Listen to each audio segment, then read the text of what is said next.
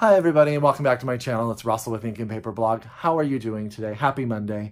I hope you guys are having a great start to your week. I hope that today was easy, breezy, and beautiful, and that the rest of your week is that way. I hope if it is the nighttime that you guys are getting some amazing reading in, because that is what this world is for, right?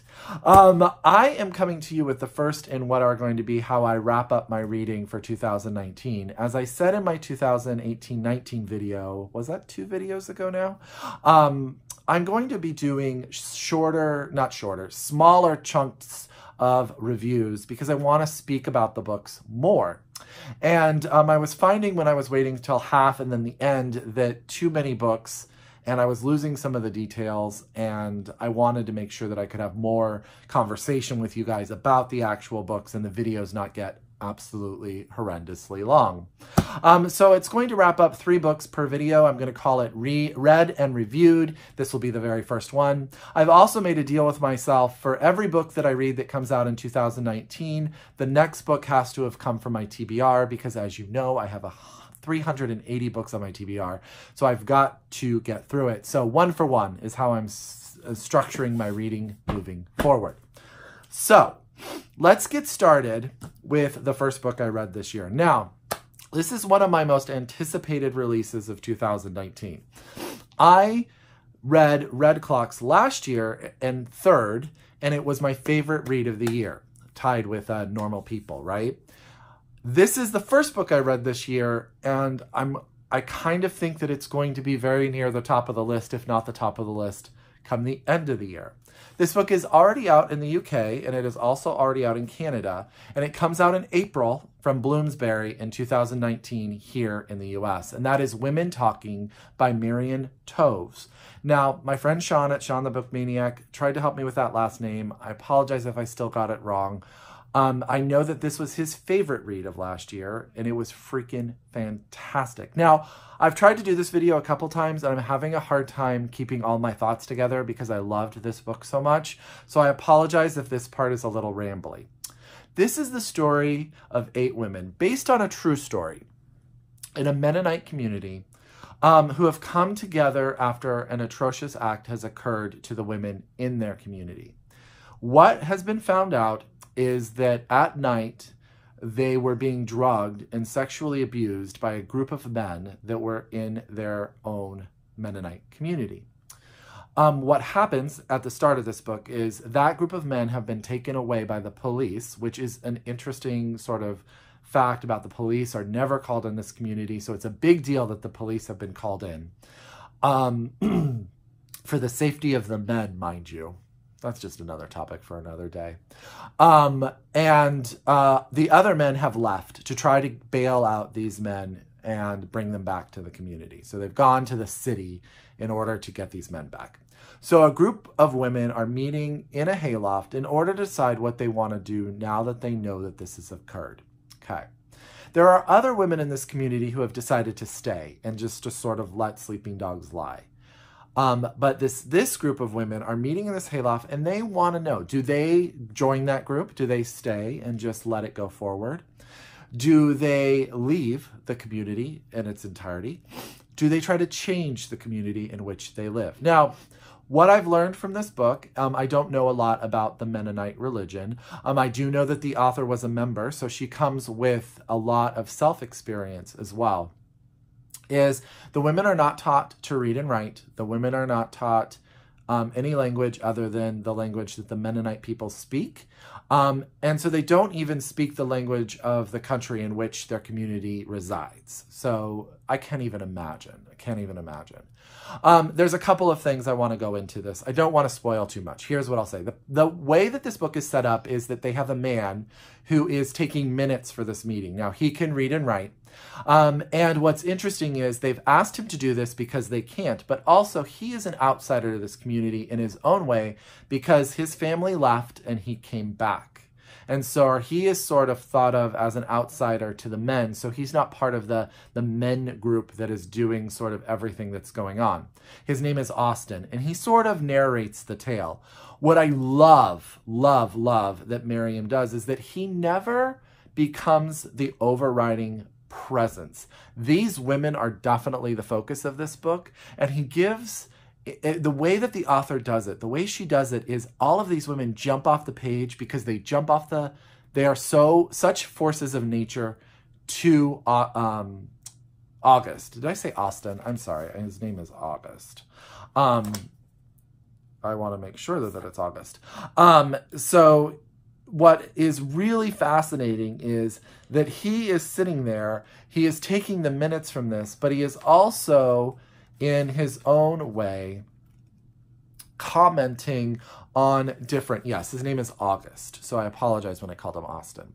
What's really, really great about this book also is that the author does an amazing job of showing how these women, even within this sort of religion that has so many rules to keep them down, have created their own sense of who they are.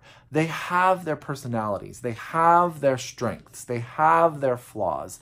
And on the page, they come across so real, so real. And what August does when he's sort of keeping minutes and talking about what they're talking about and describing them is he creates these women in such a sense of reality that you really do feel like you're him sitting in this group.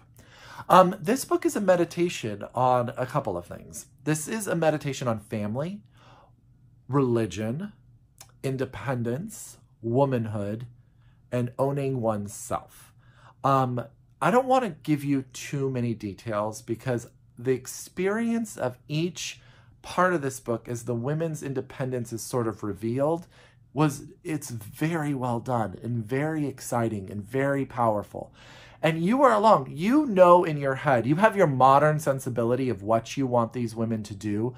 But what Miriam does amazingly is she also makes you realize the implications in regards to these women and their lives and their religion and what they think their future holds, because their whole life is built around this religious system. And if they vary for it, does that mean that they're never going to get to heaven?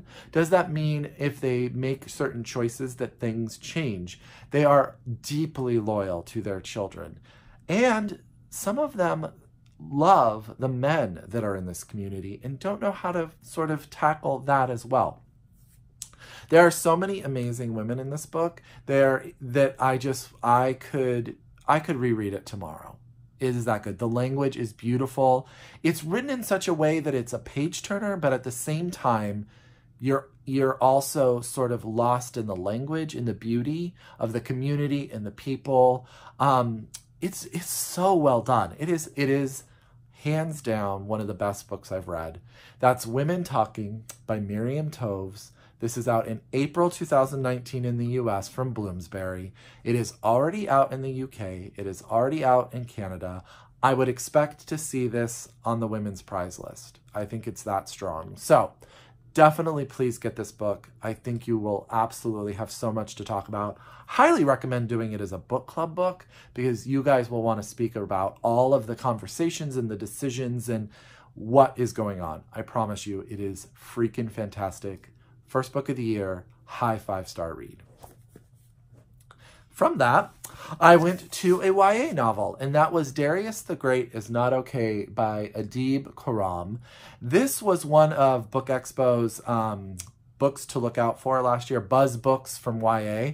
This was from Dial Books, and I actually had to go buy this because it was that amazing. So I was a little bit misled, and I misled you when I talked about this book. I don't believe that this book has really sort of any LGBTQ plus themes to it. I know the author is a member of the community. This book is, let's start. Who's Darius? Darius is a young boy. He is in high school. He is half Persian. His mom is from Iran and his father is white. Okay. He is sort of an outsider within the community which he lives in. He doesn't have very many friends. He is obsessed with tea, and he also has sort of all these sci-fi references. He's a huge Star Trek fan. He's reading Lord of the Rings while he's part of the book. There's a lot. He is a fantastic character. What the premise of this book is that the family returns to Iran because his grandfather has been diagnosed with terminal cancer. and he's going back to Iran. Well, he's going to Iran for the first time. His mom is going back to Iran to see her father basically before he passes. And he has never met his grandparents. He's never met his extended family in Iran. This is his first and his family's first trip. Okay. The other sort of thing that is going on is that Darius, along with his father, suffers from depression. He is medicated for depression. So there's a lot of really good dialogue on what that means, how one deals with that, from a it never gets so complicated or overwrought that you are lost in it, but it definitely has a presence, and it's definitely discussed, and it's really very well handled, really well handled. What happens is Darius goes to Iran and he meets a young boy who becomes his best friend. And they have growing pains of a relationship. And you learn that this friend of his, and I apologize, I cannot recall his name, Sohrab, is of a religious minority in Iran and suffers from his own sorts of prejudice and stuff. And there's also stuff going on in his family. I don't want to give that away, but it definitely creates this dynamic. And they become fast friends fairly quickly. That relationship is beautifully done. This book is heartwarming but realistic. This book is mouth-watering. There is so much talk about food and desserts. Oh my gosh. I don't remember. Yazab, Y-Z-A-B is the city that they go to. And I guess it's like the dessert capital of Iran, or maybe even of the whole world, because it sounded freaking amazing. And there were at times I just wanted to eat the page. It was so delicious. The relationship is great. He has a younger sister who has been taught to speak more Farsi than he has, which is a really interesting dynamic. She is utterly charming and annoying, as a little sister should be. And what the author does so well is you are totally on Darius's side. Really interesting dynamics with the father. Great interaction. I am very close to my grandmother, which I've talked to you guys about before. This book is all about being close to your grandparents. Teary-eyed love. Just so much love in the pages of these books. So much complexity. And the way that it handles depression and living with depression as both an adult from the father's perspective and the child from our main character's perspective, it's just really well done. This is not a hard read, but it is a fantastic read. I think you guys will really enjoy it. And I think if you have young adult readers in your life, be they adults or young children, that they will really take to this book. It's just YA contemporary that's right in all the correct ways. So that's Darius the Great is Not Okay by Adib Khorram, out by Dial. And this is out right now. So this was one of my from my TBR. Back to books that are coming out in 2019, but not that far away, is The Dreamers by Karen Thompson Walker. This comes out on January 15th, which is next week, if you can believe that. The month is almost half over. Now, I read Karen Thompson Walker's first novel, The Age of Miracles, and it was freaking fantastic.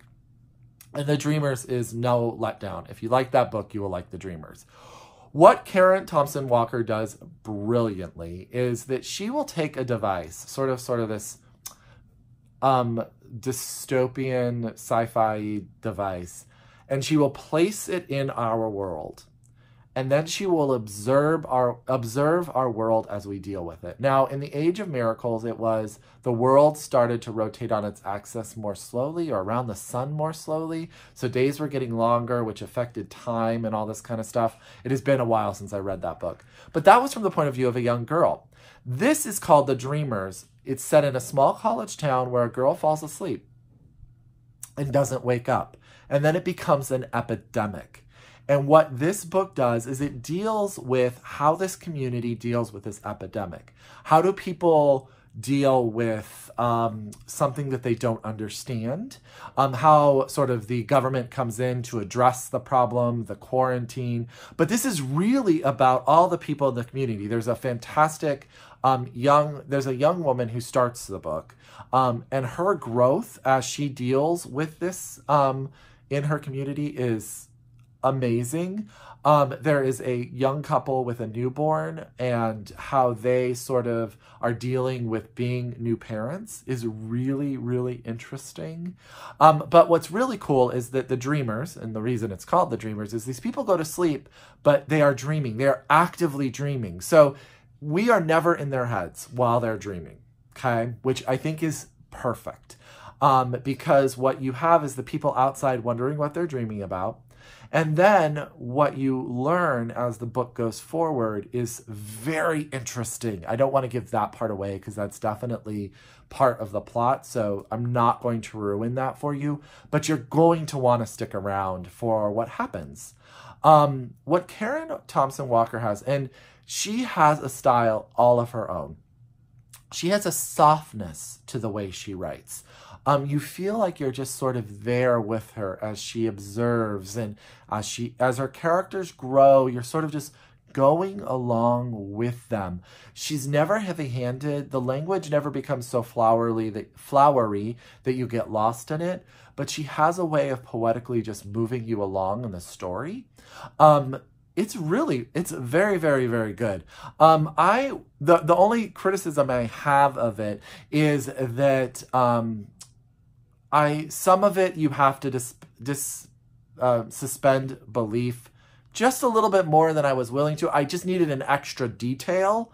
However, it didn't stop me from enjoying the book. I think that the book's premise is completely believable. I think that if you think about it, you could say this could happen. Absolutely. There's actually some really cool references to things that go on.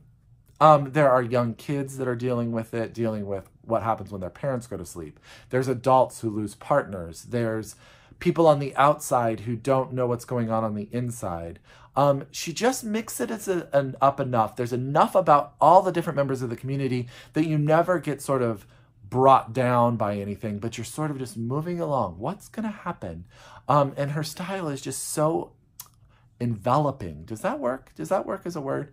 I think you guys are going to really like this book. If you haven't read The Age of Miracles, I highly recommend it. And I highly recommend The Dreamers. I really, really enjoyed this. And I really want some people to read it so we can talk about it. So this is The Dreamers. This is out from Random House by Karen Thompson Walker. It comes out on January 15th, 2019. And yeah, I recommend. So I told you, my 2019 reading started with a freaking bang. And I am so glad to share these books with you guys. I hope you really enjoyed this new way that I'm going to be wrapping up my reading moving forward. As always, if you are new to my channel, thank you so much for coming along. I hope some of these books make it on your TBR. If you are a return subscriber, I'm here for you, and I really appreciate everything you do. And until next time, I wish you happy reading, and I'll talk to you soon. Bye!